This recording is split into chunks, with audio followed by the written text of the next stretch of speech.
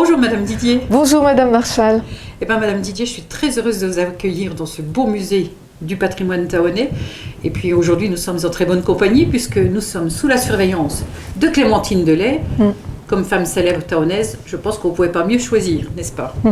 Alors dans le cadre de la Journée de la femme, vous savez que nous avons souhaité mettre un peu en l'honneur des parcours de vie de femmes tahonnaises qui se sont investies dans le milieu de l'entreprise, dans le sport, dans l'artisanat ou autre chose. Et vous êtes une des femmes artisans de notre ville puisque vous avez créé l'atelier de Lucette qui est consacré à la poterie. Pourtant, au départ de votre vie professionnelle, vous avez commencé comme comptable. C'est l'amour des chiffres qui vous a conduit vers cette profession? Et pas vraiment. Le but de ma formation comptable, c'était pour tenir la comptabilité de l'entreprise familiale en commerce et fabrication de produits laitiers. D'accord. Oui. Complètement. Oui. Et le parcours de la famille a été un bel exemple et il en est ainsi aussi pour toutes ces années comptables avec beaucoup de connaissances. Oui, je me doute bien, Voilà. Donc en fait, si je comprends bien, après 35 ans à manipuler les chiffres, vous prenez un virage complet en 2015 et vous commencez à manipuler l'argile. D'où vous vient cette idée de manipuler l'argile? En 1980, des amis écolos m'ont fait découvrir un atelier de poterie dans les Vosges et j'ai rencontré un potier épanoui, passionné, et il est resté en mémoire ses gestes harmonieux et ses magnifiques créations. Ah oui, j'imagine bien, un sentiment de plénitude certainement quand il exerçait. Oui. Voilà. Donc en fait, 35 ans de gestation pour que votre passion qui bouillonnait en vous prenne vie. Oui. Qu'est-ce que vous décidez de faire alors? Eh bien, en tant qu'amateur, je me suis aperçue que j'avais de la rigueur et du plaisir de créer de mes mains. D'accord. Et ma décision a été prise en 2015 pour m'inscrire à une formation de céramique d'une durée de 1800 heures. Ah oui, si peu, voyons. C'est à vivre. Hein. Oui. Oui. Et après, donc, vous décidez de créer votre atelier. Oui, l'atelier a ouvert ses portes en octobre 2018. Oui. Et vous accueillez qui dans cet atelier? Toute personne qui a envie de faire de la poterie? Oui. Oui. Oui, toute personne, homme et femme, Oui. petit et grand, Oui. oui, par groupe de 6 personnes maximum. Et Qu'ils aient un niveau de poterie ou pas? à aucun niveau requis. Même des Oui. débutants, on peut venir s'inscrire, on peut... Oui, Voilà. exactement, oui. Eh bien, dites donc, j'imagine que cette nouvelle orientation vous a apporté un lien, enfin, comment on va dire, quelque chose de particulier au niveau relationnel, au niveau humain. Oui. Ah oui, c'est à vivre, je l'aurais déjà dit, Oui. mais c'est passionnant. En moi, j'aime transmettre ce que j'ai appris, mettre à l'aise ces gens, Oui. le lâcher prise qu'on a tant besoin. Et comment dire, et le plaisir de créer, Oui, bien sûr. c'est bluffant. Oui, et j'imagine que les personnes qui viennent se sentent, prennent confiance en elles parce qu'elles se sentent capables de faire quelque chose de leurs mains, de créer en fait, Oui. de créer un objet. Oui. Je pense que ça doit être une Oui. sacrée valeur. Oui, c'est comment dire, une prise de conscience de soi, Oui. lâcher prise, j'ai dû déjà le dire. Et chaque cas, je me mets à la hauteur de chaque cas et ils arrivent à créer ce qui leur plaît, du coup la pleine satisfaction. Je me doute bien. Donc voilà, bientôt 3 ans que vous avez créé votre atelier. J'imagine que vous fourmillez d'idées pour l'avenir. Oui, j'imagine bien. Oui. J'envisage de créer une annexe au centre au cœur de la ville, de façon à exposer les créations de mes élèves, faire un showroom. Et mieux encore, au vu de ma nouvelle activité en tant que prestataire de formation, je souhaite héberger mes stagiaires. Les stagiaires. Eh bien, plein de projets, je vous souhaite de les concrétiser, ça c'est sûr. Oui. Madame Didier, pouvez-vous me dire si vous avez une femme française, dans tout milieu confondu, politique, sport, culture, peu importe, ou même quelqu'un de votre famille, qui vous aurait marqué par son parcours ou qui vous aurait inspiré? Je choisis Christine Lagarde en tant qu'avocate d'affaires de métier. Oui. et son parcours atypique aussi. Son parcours atypique aussi, en tant que femme politique. Femme politique. Oui, une ascension phénoménale. Phénoménale, avec toutes ses fonctions de ministre et de directrice du FMI. Oui, directrice et désormais présidente de la Banque Centrale Européenne. Ah oui, effectivement. Une femme a un parcours un peu atypique et puis une femme reconnue aussi dans le monde entier. Oui, et pour autant discrète, ce qui me plaît bien aussi. Aussi, effectivement, elle est très discrète aussi. Bah, écoutez, Madame Didier, votre parcours est très particulier et m'amène surtout à une pensée, c'est que, quoi qu'il arrive, il faut toujours croire en ses rêves. Je pense que vous ne contredirez pas. Et qu'à partir du moment où la passion et l'envie sont là, on peut tout faire dans la vie. Oui. On peut réussir, on peut faire ce qu'on a envie. On va où on veut aller. Oui. Et les projets, ça nourrit, ça embellit notre vie. Je me doute bien. Oui. Eh ben, merci beaucoup, Madame Didier, pour ce beau témoignage. Merci. Je suis heureuse de vous avoir reçu. Merci à vous aussi. Voilà, Madame Didier, merci beaucoup pour cette Merci, Madame Asha, merci à la mairie. Voilà, et bonne vous faites de belles choses. Oui. Merci beaucoup. Merci.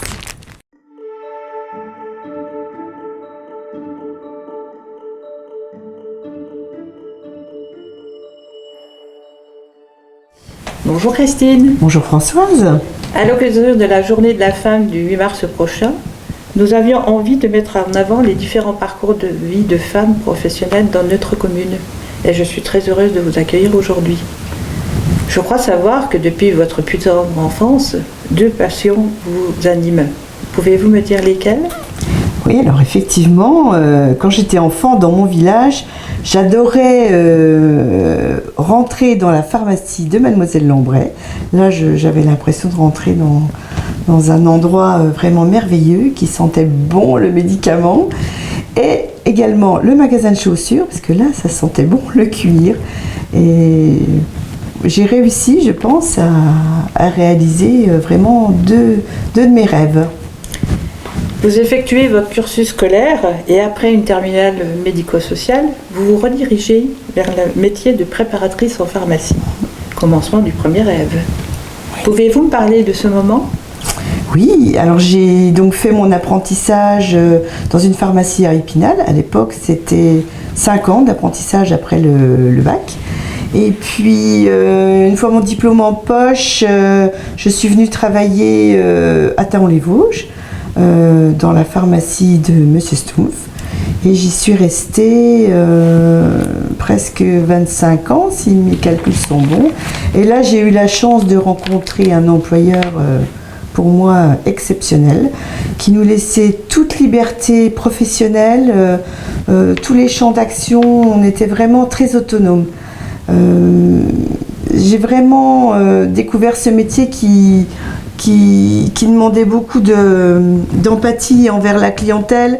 Bon, c'était aussi un petit peu technique quand même, pas faire n'importe quoi. Bien sûr. Et c'était vraiment voilà, un côté à la fois commerce et médical qui me passionnait. Passé ces années, votre employeur approchant de la retraite, une remise en question pour vous. Oui. Car juste à côté de votre pharmacie se trouvait un magasin de chaussures que vous aviez pu voir ouvrir, prospérer et malheureusement fermer. Et donc, après avoir mûrement réfléchi à votre projet, vous vous lancez dans le magasin de chaussures. Oui. C'est vrai. Donc au bout de, comme M. Stumpf allait approcher de la retraite, bon, je le savais, je me suis dit c'est peut-être maintenant ou jamais de réaliser mon deuxième rêve. En plus, le métier de préparateur en pharmacie ne nous permet pas de créer une entreprise. Une fois qu'on est au maximum des échelons de la grille, c'est fini. Jusqu'à la fin de votre carrière. Oui, voilà, jusqu'à la fin de la carrière, on ne peut plus évoluer. Alors je me suis dit, bon, en plus repartir avec un nouveau titulaire, une nouvelle aventure, j'ai eu peur de perdre toute cette autonomie qu'on avait avec M. Stumpf. Alors j'ai décidé de franchir le cap et de créer ma propre entreprise, mon magasin de chaussures. En plus, c'était des chaussures, donc là, c'était vraiment voilà, mon rêve. C'est ainsi que vous avez eu le bonheur d'assouvir vos deux passions d'enfant. Comme quoi les rêves peuvent devenir réalité. Oui, c'est vrai. Oui, tout à fait. Pour pour terminer, pour vous, quelle est la femme française qui vous a le plus marqué, tout milieu confondu? Alors bon, j'ai bien peur de ne pas être très originale, mais je vais dire Simone Veil parce que pour moi, de par son enfance déjà, et puis son évolution dans un monde politique d'hommes, et puis bien sûr son combat pour l'avortement, c'était quelque chose à l'époque, je pense, de vraiment très difficile à faire, et elle a réussi à force de conviction et de passion. Oui. Écoutez, merci Christine d'avoir pu exprimer toute votre empathie et je souhaitais merci. Merci Françoise, merci.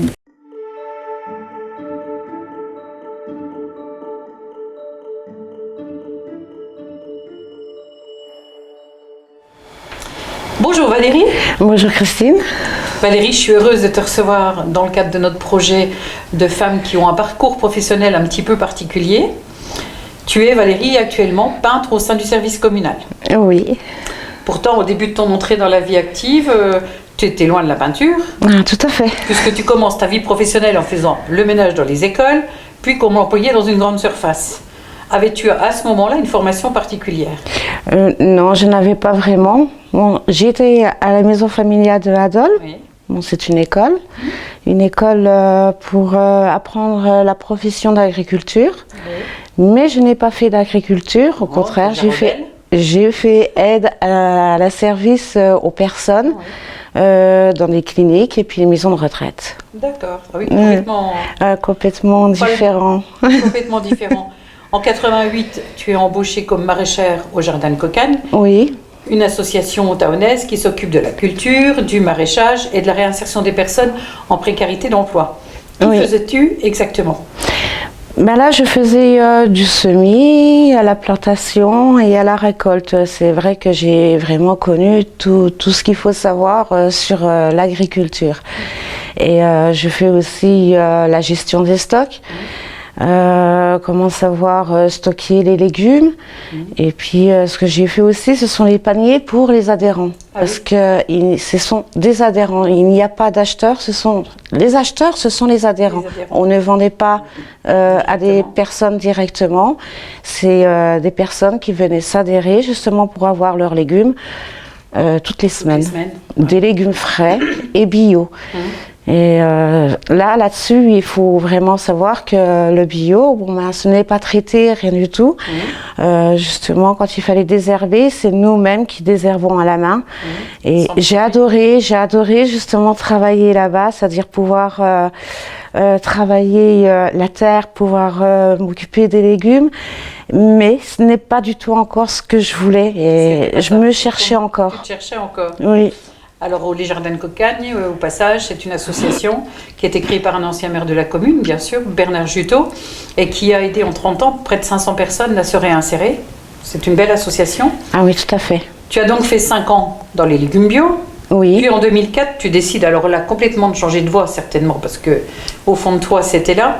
Tu te diriges alors vers la peinture. Oui. Pourquoi la peinture? Parce qu'une fois, j'ai fait chez moi, c'est-à-dire j'ai mis en peinture mes murs, mon plafond, et là je me suis rendu compte, waouh, c'est ce que je veux faire. Là, en fait, quelque part, là, je me cherchais et fait compte, là, je me suis trouvé une vocation que je voulais faire. Donc, je me suis dit, pourquoi pas? Pourquoi pas? Voilà. Allez, j'y vais, je fonce. Tu fais alors une formation au centre AFPA de Golbet. Oui. Alors, on sait que tous les métiers s'ouvrent aux femmes depuis quand même quelques années. Est-ce qu'en 2004, c'était déjà le cas? Et dans les différentes entreprises où tu vas travailler, étais-tu la seule femme? Et quel était le regard des hommes? Non, à l'AFPA, je n'étais pas la seule femme. Il y avait d'autres femmes avec moi. Dans la peinture ou dans d'autres formations, je suppose? Seulement à l'AFPA, c'est-à-dire dans la peinture, c'est-à-dire dans les entreprises. J'ai fait des entreprises, mais j'ai travaillé surtout, c'était chez des artisans. Oui. Et là, j'ai travaillé qu'avec des hommes. Bon, le regard des hommes, quand une femme arrive, c'est bon, tout de suite essayer de la draguer. C'est un peu machisme, quoi. Mais voilà, quoi. Autrement, dans l'ensemble, ça se passait très bien. Puis après avoir amélioré tes compétences dans une entreprise spénalienne, en 2009, tu intègres le personnel communal de la ville de Thaon en qualité de peintre. te voilà enfin dans un emploi stable, Oui, mais toujours et encore dans un milieu d'hommes. dans un milieu d'hommes, oui. Ouais. Et tu as été bien perçue, bien acceptée ou comment ça s'est passé? Ben, je pense Avec tes que collègues? la première fois que je suis arrivée là-bas, ils ont été surpris, une femme. Surtout dans le côté technique de la ville où on n'a pas beaucoup de femmes plus. Voilà. Donc, bon, ben, une femme, c'était sympa avec moi, tout ça. On a essayé de me montrer un peu ce qu'était le métier, bon, Oui, en sachant que je savais déjà ce qu'était Très le bien, métier, ce qu'était parce le que métier. voilà, quoi, j'ai fait quand même de l'intérim dans les entreprises aussi. Donc, voilà, je connaissais déjà le métier. Toutes les techniques en plus. Mais j'apprenais encore mieux, c'est-à-dire c'était à côté des professionnels de pâture.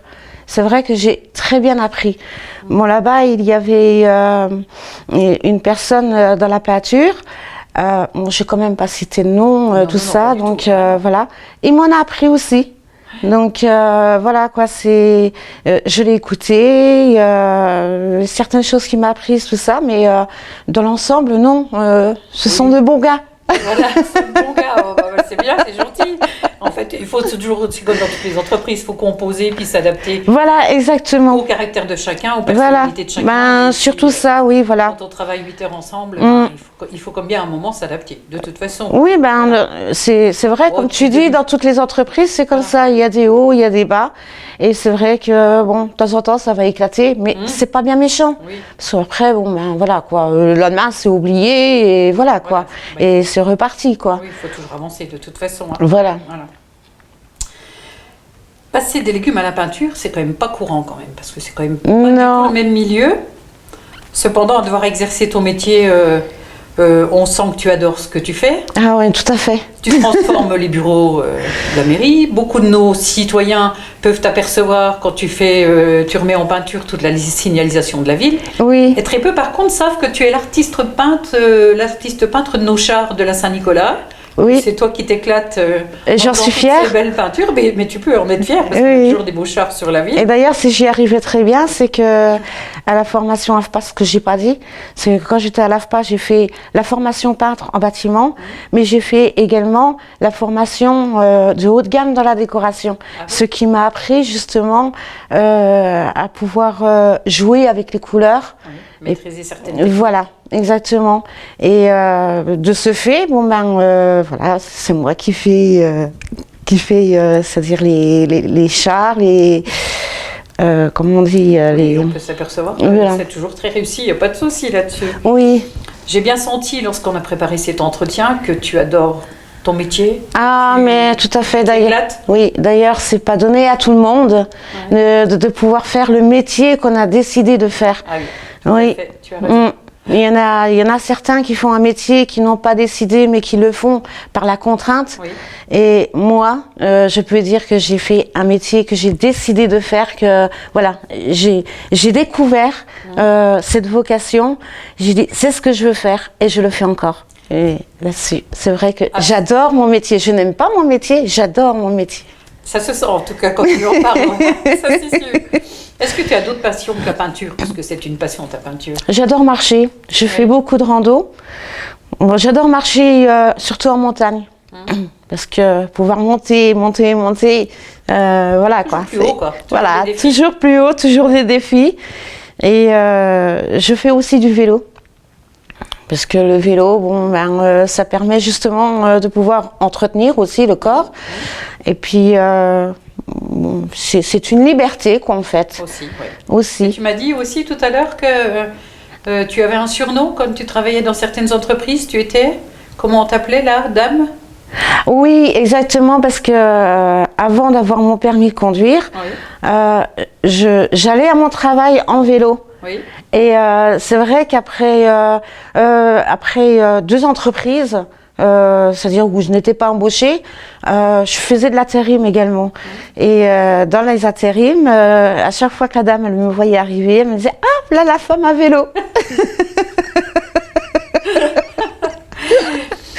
Et Valérie, pour finir cet entretien, est-ce que tu peux me parler d'une femme, quelle qu'elle soit, proche ou pas proche, connue ou méconnue, qui t'aurait marqué dans ta vie? Ma sœur, elle est toujours en vie. Hein. J'espère. Ta sœur plus âgée que toi? Voilà, ma sœur qui est plus âgée que moi et qui a très bon exemple pour moi. C'est quelqu'un de... elle m'a aidée sur pas mal de points de vue, c'est-à-dire elle est généreuse, elle m'apporte beaucoup et elle m'a aidée au niveau de mon caractère, parce que c'est vrai que j'ai un caractère, je ne suis pas méchante, mais j'ai un caractère qui n'est pas facile souvent, je m'emporte assez souvent. Et c'est vrai que à son contact, elle m'aide beaucoup parce qu'elle est très empathique aussi. Et elle le voit tout de suite quand il y a des personnes, faut surtout pas être fausse avec, parce qu'elle le voit tout de suite aussi. Donc c'est quelqu'un de très franche et non, c'est quelqu'un que j'adore, c'est ma sœur et oui, ça se sent. Hein. Et voilà quoi, c'est mon amie, c'est ma confidente et voilà quoi. Avant tout c'est ma sœur, mais c'est surtout mon âme sœur quoi. C'est surtout mon âme sœur. Elle va être touchée. Beaucoup d'émotions j'entends dans ta voix. Non mais c'est quelqu'un que j'adore, vraiment. Oh, là je pense qu'on a compris. Elle a beaucoup de chance ta sœur en tout cas. Eh ben merci Valérie pour ce bon moment et ce bel entretien. Non, merci. C'est toujours un plaisir de te rencontrer dans les couloirs de la mairie parce que tu as toujours le sourire. Merci beaucoup Valérie. Merci à toi Christine. Voilà, je vais. Non, merci beaucoup. Quel beau bouquet de fleurs. Merci. Beau bouquet de fleurs pour des belles femmes. Non, merci, c'est gentil.